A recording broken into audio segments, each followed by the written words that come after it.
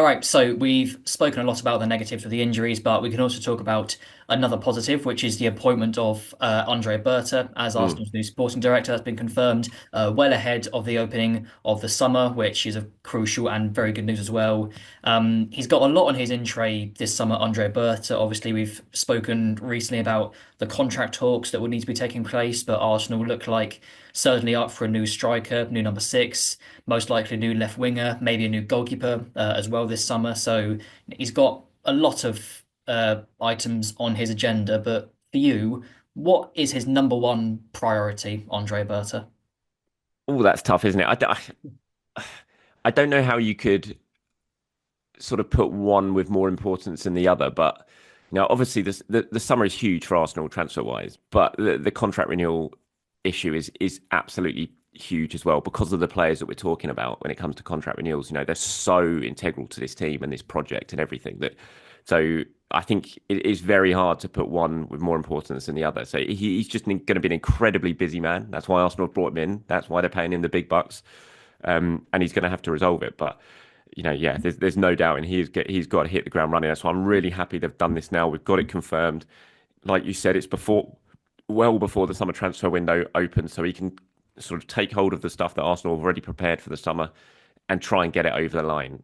But yeah, the contracts I think personally for me are so important because of who we're talking about: Saliba, Gabriel, Saka. You've got to get those sorted and get a firm grasp on them because you can't allow yourself to get into the stage that Liverpool are now in with three of their key players, obviously. So that's vitally important. But striker issue, I mean, we're bored talking about it. Every Arsenal fan's probably bored talking about it, but that's just has to be resolved. Obviously, we've heard whispers. David Ornstein, if the Athletic obviously reporting this week that Gyökeres is now kind of moved further up the pecking order. Not necessarily the guy, but he's moved further up the pecking order following Berta's appointment. It's very well known that he was quite keen to take him to Atletico Madrid as well. So that's interesting. Certainly the feeling has always been if it's not going to be Isak, then potentially it'd be Šeško. If Gyökeres has now moved ahead of Šeško, I think that says immediately that Berta's influence is around the place, and so that'll be interesting to see how that works out. The left winger obviously is very very important as well in my view. I don't think it just needs to be one attacker. I think you need to get two attackers in the team. So busy man. Busy man, looking forward to seeing what he can do. As I said, that's why Arsenal brought him in. He's very well respected. He's known to be able to get deals done. Now it's a case of him just hitting the ground running, and it's vitally important that he does. Certainly is. Yeah, that brings me on to my next question, actually, the Gyökeres situation. So, like you say, been reported that Arsenal have got a growing interest in him. Would be, we think would be a cheaper alternative to Alexander Isak. But it's interesting. I've been talking to a couple of former players. They've been saying that they would rather go or pay over the odds for someone like Isak who has that Premier League experience. I mean, how important is it to you that Arsenal signed it? I mean, they signed Havertz, of course, not a out and out number nine, but he did have that previous Premier League experience. He's not done too badly. So how important is it for you for Arsenal's new number nine to have that experience of playing in a league like no other, or should they try to go for maybe a Gyökeres or Šeško? Does it not really matter if they haven't played in the Premier League before?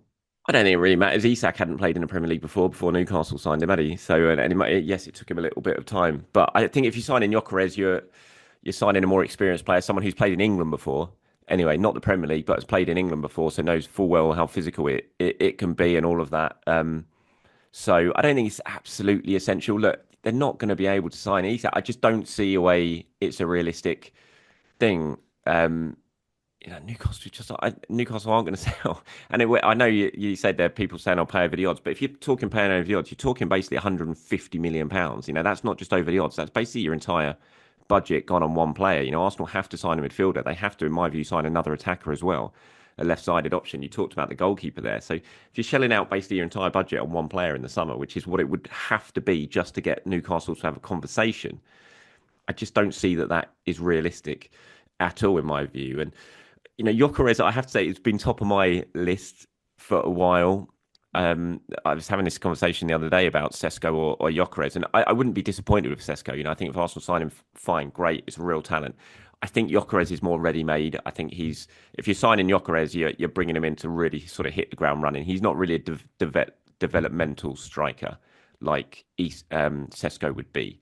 Šeško would definitely. I'm not sure Šeško comes in and replaces Kai Havertz as Arsenal's number 9 when Havertz is fit next season. I think he probably would eventually, but I think initially you bed him in and you give him time, and he's still very raw. Gyökeres is older, like I said, has experience in England, is physically so strong, and is just sniffs out goals. Would he be as prolific in the Premier League as he has been in Portugal? No, of course not. But even if he gets half of that tally in the Premier League, that's a very good tally to have. So, I liked him against Arsenal this season. He was given a really tough time by Saliba and Gabriel, but he didn't shirk the challenge. He kept going. He kept going. He did cause them some problems when he was on the ball.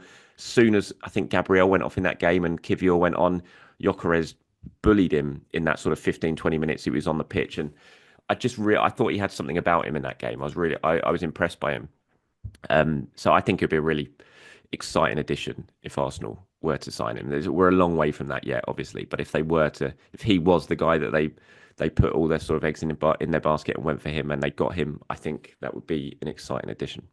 It would be, yeah. I mean, I could be going with a completely wild theory right now, but it's not uncommon for these sort of stories to come out, and it could be just maybe agents driving up interest. I mean, like you said with the Dusan Vlahovic story, that was more about his agent just trying to drum up and get the best deal for Fiorentina. I mean, it's a bit of a different situation, but with the Gyökeres interest, if Arsenal are supposedly going more in for him, could that be a tactic just to try to get Newcastle to relent on their Isak demands, or am I just making up a completely wild theory there, do you think? No, because Newcastle don't want to sell Isak, so I don't think it's a case of them trying to, you're just not going to get, you're just not going to get Newcastle to. They're already in Europe. They've already got themselves in Europe. Obviously, I think they've still got a chance of Champions League qualification. They had a win last night again.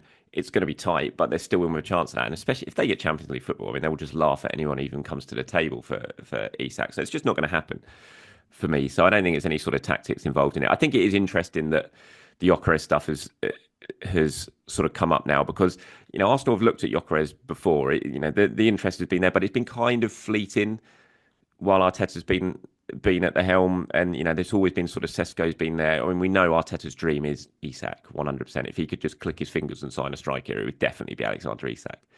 But the fact that Gyökeres seems to be more in the conversation now, and David, who we know is just so well connected when it comes to Arsenal, if he's reporting that he has now moved up the pecking order, that does suggest that Berta's influence is on this, because Arteta's interest there has kind of been a bit lukewarm on Gyökeres over the last couple of years. So if suddenly it's heating up a little bit, then that suggests that Berta's coming in and thinking, I've potentially got a relationship here with Sporting or with the agents involved in this deal. We could potentially get this done. It feels like straight away that would be Berta trying to convince Arteta a little bit. Because I think if Arsenal sign Gyökeres, then Arteta probably would need a bit of convincing, because he's not really pushed the boat out and pushed the button to go for him yet. So he would need a little bit of convincing to do that. And yeah, again, that will show, in my view, that Berta's come on and straight away had an influence on things, which I think is a good thing.